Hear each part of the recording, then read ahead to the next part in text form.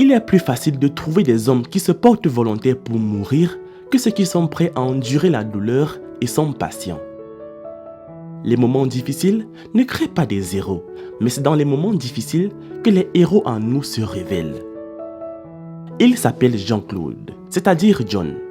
Il a vécu ce qu'il appelle le pire parce que sa propre famille voulait le brûler à mort avec le pétrole. C'était une chose incroyable, mais il a survécu et il n'en était pas content. La raison pour laquelle il a été brûlé est à cause de sa femme que sa famille n'a jamais voulu qu'il l'épouse. Il refusa de les écouter et c'est la raison pour laquelle ils ont commencé à planifier de le tuer. Mais sa femme l'a sauvé avant sa mort. Elle s'appelle Yvonne, son épouse adorable et chère. Elle dit qu'elle est la raison pour laquelle son mari est presque tué. Elle est terrifiée car ils vivent dans la peur que les gens qui ont essayé de tuer son mari soient toujours après eux. Ils sont mariés et ont des enfants en charge. Honnêtement, ils ne sont pas du tout heureux car ils vivent dans la peur depuis ce jour jusqu'à aujourd'hui. Alors, nous avons rendu visite à cette famille afin qu'elle puisse raconter son histoire au monde dans l'espoir que cela changera leur vie. Nous avons voyagé dans ce village africain très lointain où peu de gens très heureux y vivent à l'exception de cette famille. Le voyage a été très difficile car nous avons passé le temps à demander notre chemin jusqu'à ce que nous rencontrions enfin John. Et voici son histoire. Mais avant de poursuivre les amis, je vous présente la question du jour. Lequel de ces pays n'est pas traversé par le fleuve Nil? A. L'Égypte. B. La République démocratique du Congo. C. Le Soudan. J'attends vos propositions en commentaire et la réponse exacte vous sera donnée à la fin de la vidéo. N'oubliez pas de laisser un like sur la vidéo et de vous abonner sur James 2.0 sans oublier d'activer la cloche des notifications. Il est vrai qu'il est né dans ce village et qu'il était très aimé de sa famille comme devraient le être tous les enfants. À ce moment-là, la vie était très belle pour eux. Il a réussi à aller à l'école, mais cela n'a pas duré longtemps car il l'a ensuite abandonné. Il a alors commencé à cultiver pour de l'argent et à économiser jusqu'à ce qu'il puisse avoir sa propre maison. Il grandissait et devenait un homme prêt pour le mariage. C'est alors à ce moment-là qu'il a commencé à chercher une femme pour être son épouse. D'après ce qu'il dit, se marier était vraiment nécessaire. Ce n'était pas quelque chose dans laquelle il devait se précipiter. Il avait l'intention de trouver une femme qu'il voulait vraiment épouser et c'était à ce moment-là qu'il allait se marier. Cependant, sa famille a décidé de tout faire pour lui et avant qu'il ne le sache, ils ont trouvé une femme qu'il était censé épouser. Il dit qu'il ne savait pas ce que sa famille faisait jusqu'à ce qu'ils amènent une dame et la présentent comme la fille qu'il était censé épouser.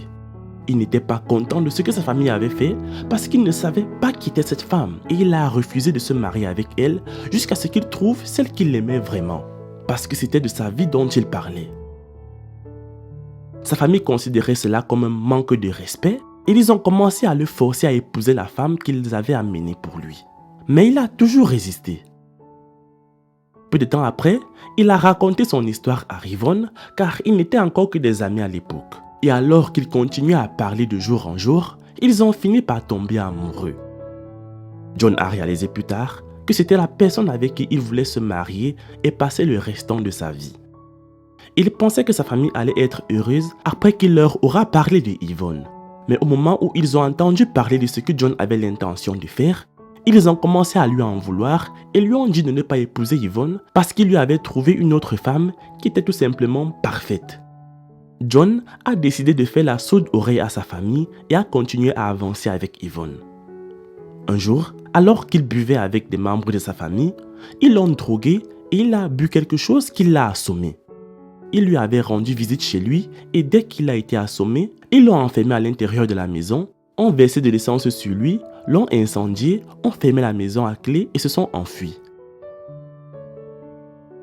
Cela s'est produit alors que sa femme Yvonne rentrait chez elle après une dure journée au champ pendant qu'elle était enceinte. Alors qu'elle s'approchait de sa maison, elle a commencé à sentir une odeur de brûlé. Elle a pensé que c'était de la nourriture et elle a rapidement couru pour la sauver. Quand elle rentra chez elle et ouvrit la porte, elle était immédiatement choquée. Son mari brûlait à mort, il était inconscient. Elle a commencé à crier à l'aide et quelques voisins sont venus à son secours et ont versé de l'eau sur lui, lui ont retiré ses vêtements en feu et ont fait tout leur possible pour le sauver.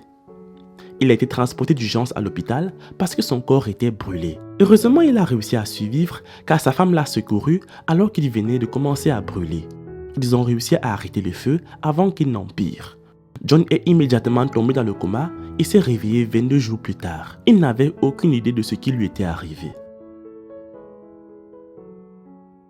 Ses blessures n'étaient pas totalement guéries, mais il a été ramené à la maison et c'est elle qui prenait soin de lui pendant toute la durée de sa maladie.